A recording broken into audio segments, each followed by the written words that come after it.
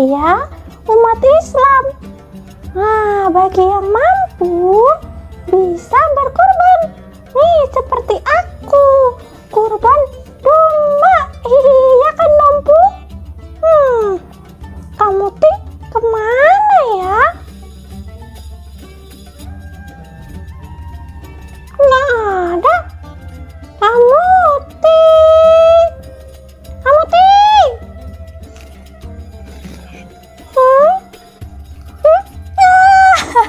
Halo.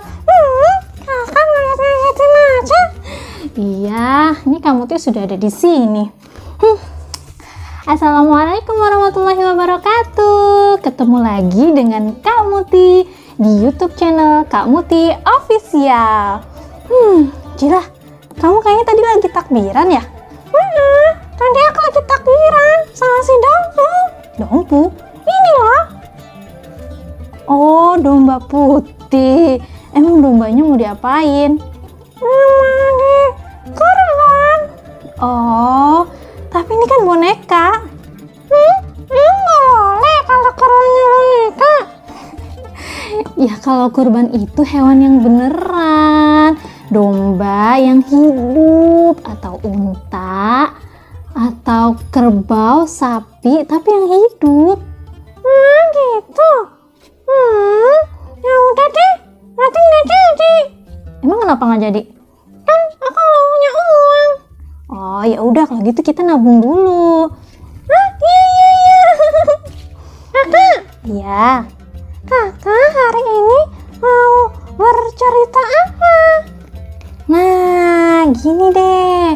Mendingan kakak bercerita tentang bagaimana kisah Nabi Ibrahim yang diperintahkan oleh Allah untuk menyembelih anaknya Ismail. Nah, disitulah awal perintahnya berkurban, teman-teman. Gitu, Cila.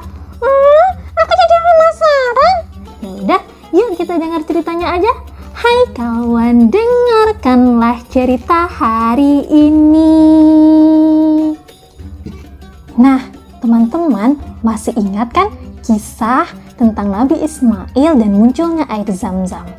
Nah, ketika Nabi Ibrahim diperintahkan oleh Allah Subhanahu wa Ta'ala untuk memindahkan Bunda Siti Hajar dan Ismail yang ketika itu masih bayi ke kota Mekah, padang tandus yang sangat gersang dan belum ada siapa-siapa. Belum ada pepohonan, belum ada rumah, belum ada penduduk, dan belum ada air sedikit pun. Setelah bertahun-tahun, Nabi Ismail dan ibunya Siti Hajar tinggal di kota Mekah. Akhirnya Nabi Ibrahim merasa rindu. Nabi Ibrahim beberapa kali menyuruh utusannya untuk mengecek keadaan Siti Hajar dan Ismail.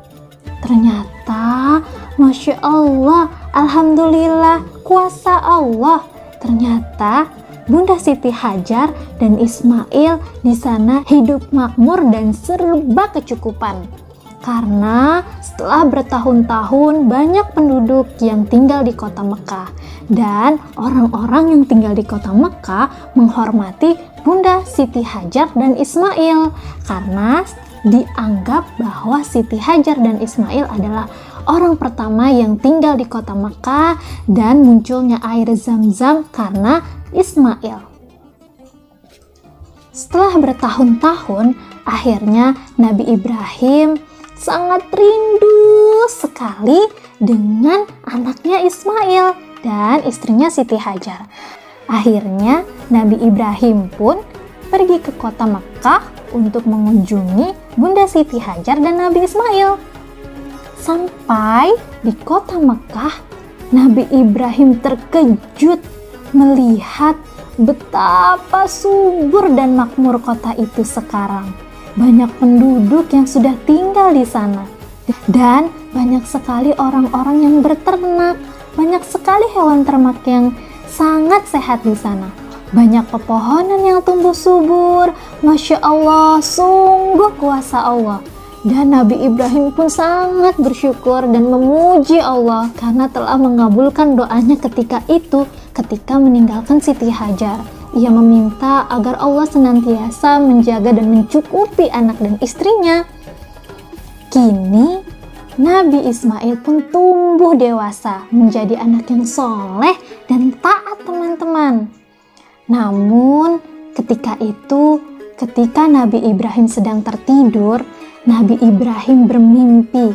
Di dalam mimpinya ia menyembelih anak kesayangannya, yaitu Ismail. Nabi Ibrahim pun terkejut dan merasa gelisah. Ia berpikir, apakah ini godaan setan atau perintah dari Allah? Sampai akhirnya Nabi Ibrahim meyakini bahwa ini adalah perintah Allah. Hah? Disembelih? Iya, mimpi Nabi Ibrahim adalah menyembelih anak kesayangannya, Nabi Ismail. Kasihan. Nah, terus akhirnya Nabi Ibrahim pun mencoba untuk berbicara kepada anaknya Nabi Ismail. Ia menyampaikan mimpinya itu. Nabi Ibrahim bertanya, "Wahai anakku, aku bermimpi dan di dalam mimpi itu aku menyembelihmu. Bagaimana pendapatmu?" Gitu kata Nabi Ibrahim. Lalu Nabi Ismail bilang apa? Nabi Ismail berkata dengan tegas, "Wahai ayahku, kalau memang itu adalah perintah Allah, maka lakukanlah. Semoga aku menjadi orang yang sabar dan taat kepada Allah." Nabi Ismail disembelih? Iya, karena Nabi Ismail dan Nabi Ibrahim adalah orang-orang yang sangat taat kepada Allah. Walaupun Nabi Ibrahim sangat menyayangi anaknya, namun perintah Allah adalah yang paling utama. Dan Nabi Ismail memahami bahwa ayahnya adalah seorang nabi. Dan mimpi seorang nabi adalah perintah dari Allah. Begitu, Cila. Lalu Nabi Ibrahim mendengar jawaban dari Nabi Ismail, semakin sayang kepada Nabi Ismail, anaknya yang soleh. Kemudian Nabi Ismail dibawa oleh Nabi Ibrahim ke Mina, tempat penyembelihan Nabi Ismail. Nah, selama dalam perjalanan, setan terus menggoda Nabi Ibrahim. Setan berkata, "Hai Ibrahim, bapak macam apa kamu? Itu adalah anak yang kau damba-dambakan puluhan tahun. Mengapa kau mau menyembelihnya?" Tapi teman-teman, Nabi Ibrahim sangat kuat keyakinannya dan sangat taat kepada Allah. Sehingga Nabi Ibrahim mengambil kerikil-kerikil untuk melemparkan ke setan tersebut. Dilemparkanlah kerikil itu sebanyak 7 kali. Bismillahirrahmanirrahim. Hah? Kita kak? Iya, lagi Bismillahirrahmanirrahim. Sampai 7 kali dan akhirnya setan itu pun pergi. Nah, begitu taatnya Nabi Ibrahim dan Ismail kepada Allah Subhanahu wa Ta'ala, ya teman-teman ya. Lanjut kak, lalu sampailah Nabi Ibrahim dan Ismail di Mina. Diletakkannya Nabi Ismail di atas batu, kemudian ditutup matanya dan diikat kaki dan tangannya. Itu adalah permintaan Nabi Ismail agar ayahnya tidak kesulitan untuk menyembelihnya nanti. Dan Nabi Ismail tidak melihat prosesnya dan ditutup matanya. Kasihan kak.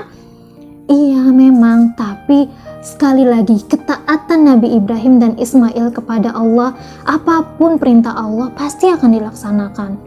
Terus, nah akhirnya Nabi Ibrahim mengangkat pedang yang sangat tajam dan menyimpannya di atas leher Nabi Ismail. Tapi ketika itu malaikat Jibril pun datang dan Allah berfirman, "Hai Ibrahim, sesungguhnya kamu telah membenarkan mimpi itu. Sesungguhnya demikianlah kami memberi balasan kepada orang-orang yang berbuat baik." Begitu firman Allah. Maka seketika Nabi Ismail diganti oleh domba yang sangat besar, domba dari syurga. Masya Allah, sungguh Allah pasti akan menolong orang-orang yang taat dan berbuat baik kepada Allah Subhanahu wa Ta'ala. Begitu ceritanya Cila. Dan sekarang kisah ini diabadikan sebagai hari raya Idul Adha atau Hari Raya Kurban, di mana orang-orang bisa berkurban. Jadi nggak jadi disembelih Nabi Ismail? Iya gitu. Alhamdulillah, Nabi Ismail itu kan anak yang soleh. Iya benar Cila, tampan pula. Iya benar, Nabi Ismail anak yang soleh, taat dan tampan. Nah, itu dia cerita tentang kisah Nabi Ibrahim yang diperintahkan untuk menyembelih Nabi Ismail, teman-teman. Semoga menjadi ilmu pengetahuan untuk teman-teman semua, dan semoga teman-teman selalu taat kepada Allah Subhanahu wa Ta'ala dan menjadikan Nabi Ibrahim dan Ismail sebagai teladan dalam ketaatan kita kepada Allah Subhanahu wa Ta'ala. Nah, kamu tuh punya lagu nih tentang kisah Nabi Ibrahim dan Ismail. Dengarkan ya. Kurban, kurban, ayo berkurban, seperti perintah Allah kepada Nabi Ibrahim. Taat, taat, ketaatannya Allah gantikan Ismail dengan domba. Sekali lagi, Kak. Oke, sekali lagi ya. 1, 2, 3. Kurban, kurban, ayo berkurban, seperti perintah Allah kepada Nabi Ibrahim. Ayo Cila. Taat, taat, ketaatannya Allah gantikan Ismail dengan doa. Yeay, teman-teman hafalkan di rumah ya. Terima kasih sudah menonton video Kamuti. Sampai jumpa di video Kamuti selanjutnya. Jangan lupa subscribe. Bye-bye. Wassalamualaikum warahmatullahi wabarakatuh.